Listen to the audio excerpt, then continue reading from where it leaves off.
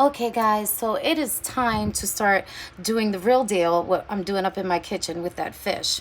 So instead of doing like a video editing and everything, I'm just gonna do everything all at once in front of you guys, okay? So we can get the cooking and getting this done, right? Okay, so I'm gonna sit you right here. Okay, and the potatoes, the malanga is done. Now when the malanga is done, this is what it should look like. Very pretty. Okay, you don't want to overcook your potatoes because you want a nice, perfect, solid. You could toss up when you get that great bite. It goes in with that fish and that avocado and all those delicious ingredients.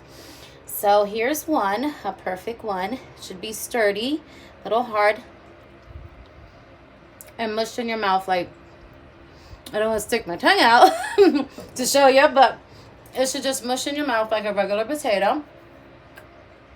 And you should be able to swallow like that. Beautifully done. So this is what malanga is. A lot of ladies, Latinas use this in bacalaito. It's a recipe that I have also on my YouTube channel, so please check that out. I have plenty of recipes on my YouTube channel, and today I'm just doing a different twist, pretty much.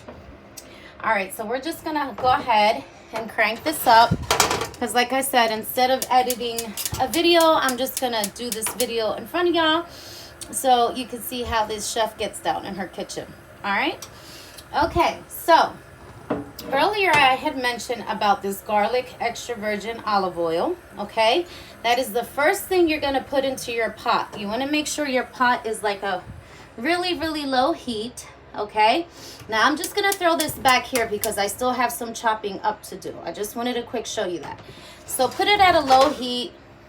Get yourself a nice pan that does the justice. Okay, all right, so the first thing you do is you add a little bit of this on into, I would say like a one, kind of like 2.5 spoons.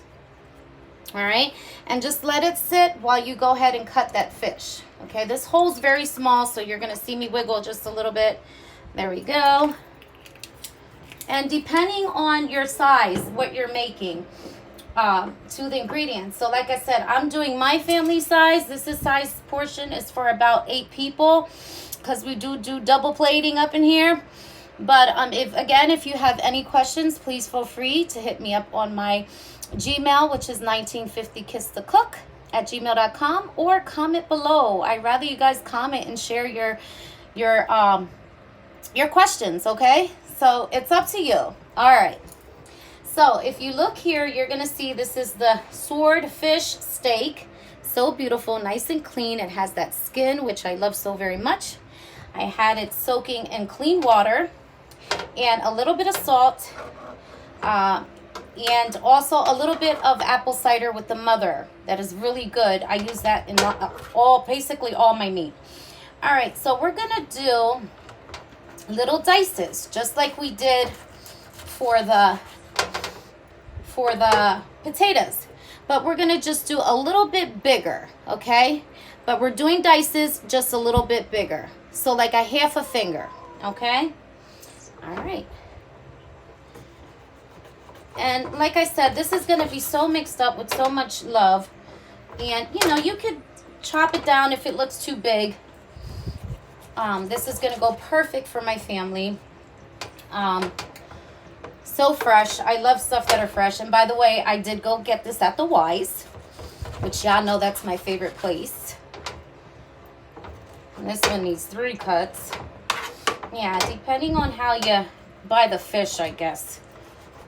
And it could be a little tough at the end, especially when you have the skin on it. Okay, so this is going to be 1/2 a long video, and then I'll let it cook, and then we'll get back to everything else, like we always do. All right. And like I said, I've done many dishes all over. I've done a lot of plating. If you go on my Facebook as well, you'll see that as well. I have all that good stuff, the plating that I've done, if you scroll through my videos. Okay.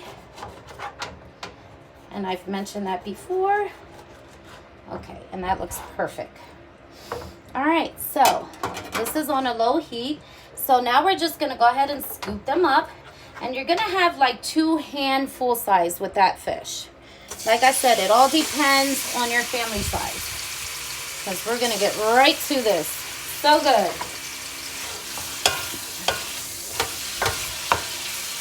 All right, and we're gonna let that rock out. Potatoes go aside. Okay, the next thing you're gonna do, you're going to add in butter. I can't believe it's not butter. This is the butter I like to use for this dish. However, you can vice versa, you know, use something, whatever you have in your kitchen. I'm just using this today. All right, I like this with fish, goes good. So you're gonna do about 2 tablespoons of this. All right, I'm gonna sit this. I have no room in my kitchen. I need a bigger kitchen. All right, let me put the potatoes over here because these are done. All right. So the next thing you're gonna do is you're gonna grab that cheesy with the Parmesan, the oregano, that seasoning I mentioned earlier, and we're gonna do like a 1/3 of this. Okay, we're gonna do lots of this because this is the only seasoning I'm actually using, which I love this seasoning, especially with that swordfish steak, so good.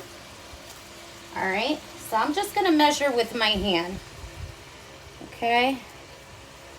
So that's about a 1/3. All right. And it's not much. You see, it's still full to the top, just a 1/3. But this is some good stuff. You know, this is the only thing I'm using, the only ingredient that I'm seasoning that I'm using into this swordfish along with those squids. All right. So I'm going to give you up close. Let me just rinse my hand off.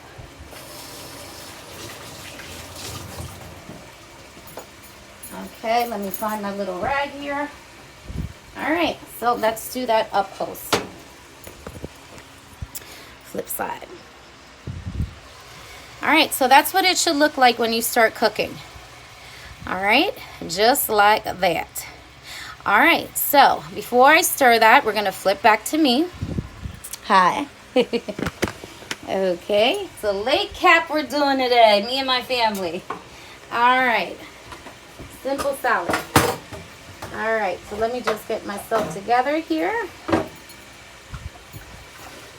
Yeah, and you want to have it at a very low heat so this way you can still clean your stove if you have to.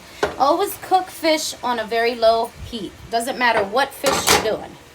All right, never walk away from your fish. All right. All right, so I'm just wiping my area. Let's get the butter, the lid on the butter. All right, so it looks good. Okay, always give it that extra clean because of the fish.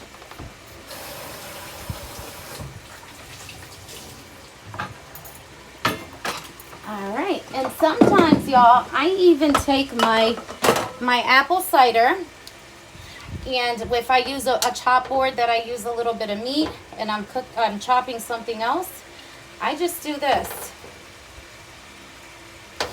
And I wipe it simply with apple cider, mother with the vinegar. This is so good for so many things. Those of you that don't know, you better Google this bad boy. All right, so let's put that back. It's just an easy something, so I don't have to wipe the whole board. All right, one of my tricks. Okay, so now we're gonna get to the green onion, okay? This whole onion is going into here. And let me tell you why. The reason for that is because we are cooking fish.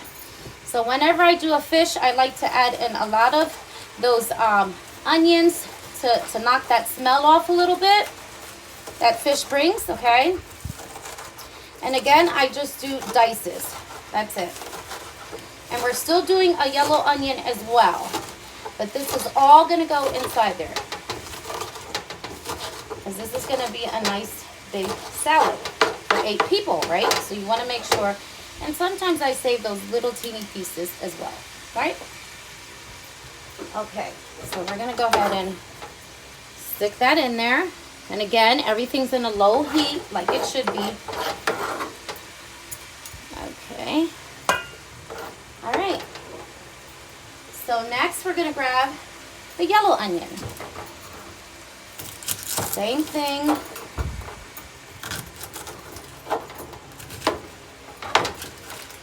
And I didn't bring my trash over here, so give me a minute while I peel this. All right. Okay, wash this off a little bit. Okay, so here we go. Okay. And I usually do side ones for these when I do the yellow onion. I like to do them so that they're laying long, like that, okay? And just stick those bad boys in there as is. I do long, not dices, I do long.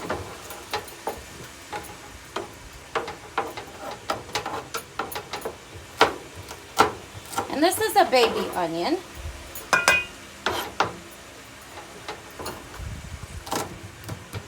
And it's a very small one, okay? I mean, it might look big in the video, but they're really small. It's really small. Okay, make sure you can... Oh, come here. Got my onion running away from me. When I should be running away from the onion. Yeah, from the eyes, right? Okay, guys.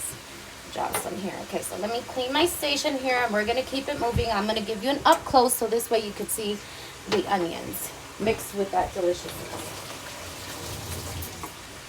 All right. So, flip side. All right, so there you have it. Your butter should not be melted completely if you had it at a very low heat. Okay, now you want to get the mixing really good. Get it good. Cook with love, y'all, and nothing comes out right. You know my storylines when I cook.